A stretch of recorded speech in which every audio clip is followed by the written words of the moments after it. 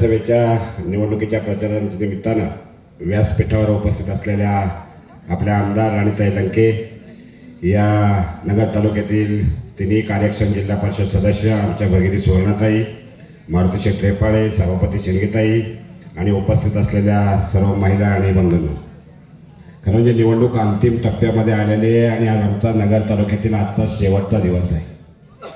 बाकीचे उमेदवार आलेत का नाही, त्यांना गावं सापडल्यात का नाही, हे सुद्धा आम्हाला कळायला अवघड आहे.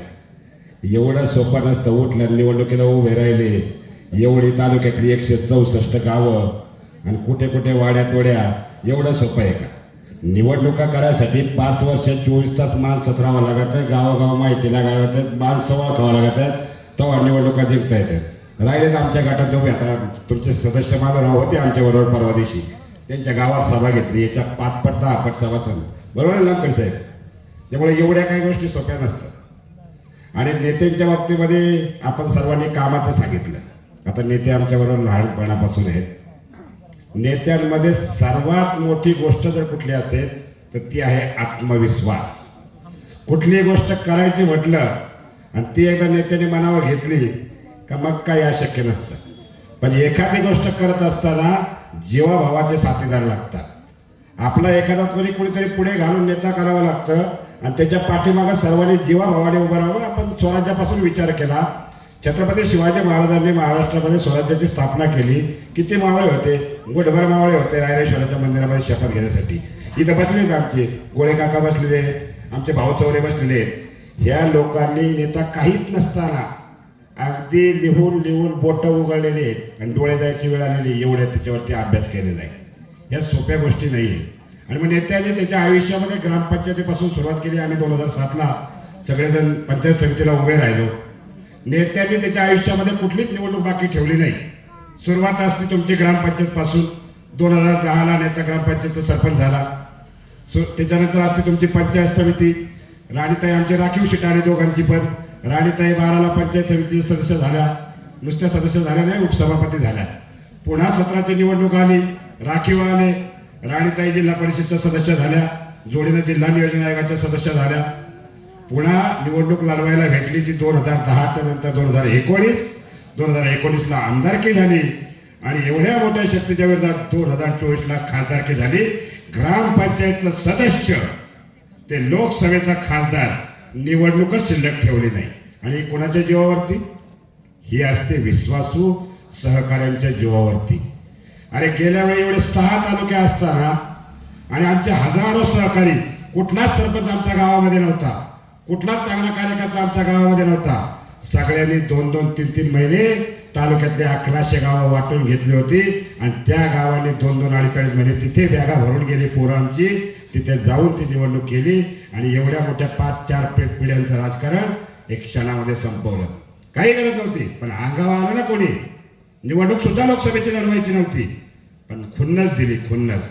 आणि नेता, कोणतरी सांगितलं नेता साधा आहे. नेता साधा नाही, नेता दिसतो साधा. नेत्याच्या नादी लागल्यानं राजकारणामध्ये भल्या भल्यांना माहिती आहे काय होतं ते. सगळ्या महाराष्ट्राने याचा अनुभव घेतलेला आहे. नेता ज्यावेळेला महाराष्ट्रामध्ये आमदार झाला त्यावेळेला नेत्याने महाराष्ट्रातल्या 288 आमदारांना खासाहेब रस्त्यावर आणलं, म्हणजे जमिनीवर आणलं की बाबा आमदार साधाच असतो. पहिलं वाटायचं 12 कोटी लोकांमध्ये 288 मध्ये मोठी आहेत का नाही? बोकाडी होती ना. आम्ही 15 वर्ष त्यांच्याबरोबर होतो. नेत्यांनी सगळे आम्ही आमदारांना भेटायला जायचं म्हणलं भेव वाटायचं. साहेबांचं मूळ कसं काय, येऊ का नाही, भेटू का नको, माझं एक काम आहे. ही परिस्थिती आपण सर्वांनी पाहिलेली. पण नेता उठवायला जायचे लोक उश्याशी 5-50, पायथ्याशी 5-50. ही परिस्थिती बघितली ना आमदाराची.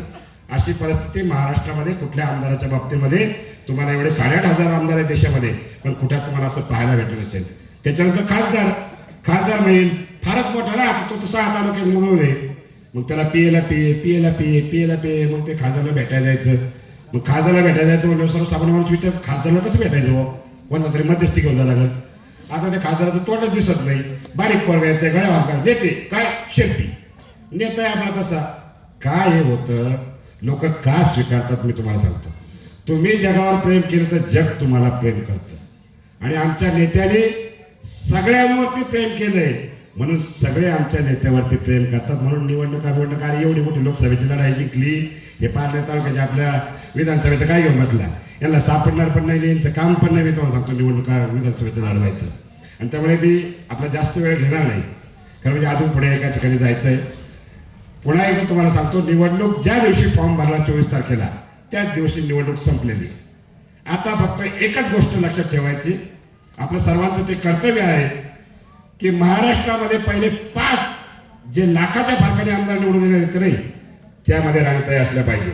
आणि राणीताईंचा पायगुण एवढा चांगला आहे की राणीताई एकाच ठिकाणी निवडून गेल्यानंतर ते तेवढ्या ठिकाणावर राहत नाही. पंचायत समितीत निवडून गेल्या, उपसभापती झाल्या. जिल्हा परिषदमध्ये निवडून गेल्या, तुमच्या सर्वांच्या जोडीनं जिल्हा नियोजन आयोगाच्या सदस्य झाल्या. आणि जेव्हा आमदार म्हणून निवडून जातील, निश्चित मंत्रीपद होतील. तुम्ही काळजी करायची नाही त्या गोष्टीची. आणि शब्द दिलेला आहे आपल्याला, बरोबर की नाही सोनताई? शब्द दिलेला आहे. दुसरं एक सांगतो, विश्वासू माणसं कशी असतात. हे सुवर्णाताई, मारुतीशेठ नेपाळे 30 दिवस झाले पायाला फिकरी लावून सकाळी राणीताईने आम्ही चौघे आणि आमच्यावर असलेले आमचे सर्व सहकारी सकाळी 7:30 वाजता घराच्या बाहेर पडतो, ते रात्री 1 ते 1:30 वाजतो. हातपाय सुजले सगळ्यांचे, एक पाऊल चालवत नाही. परंतु निवडणुकीच्या पद्धतीने घ्यायची. विरोधक कितीही कमजोर वाटत असले, तुम्हालाही सांगतो, तुमच्या गावामध्ये विरोधक कमजोर वाटत असले तर निवडणूक ही नेहमी सिरियसली घ्यायची असते. मी म्हणतो, लाखाचं टार्गेट ठेवले ना, उद्या तुम्ही एक मत जमा करून 1.5 लाखाने निवडून या. त्याच्यामध्ये तुम्हाला जास्त अभिमान वाटेल आणि तशा प्रकारचं तुम्ही कराल, अशीच अपेक्षा आपल्या सर्वांकडे व्यक्त करतो. आणि मी या ठिकाणी माझे 2 शब्द पुरे करतो. जय हिंद, जय महाराष्ट्र.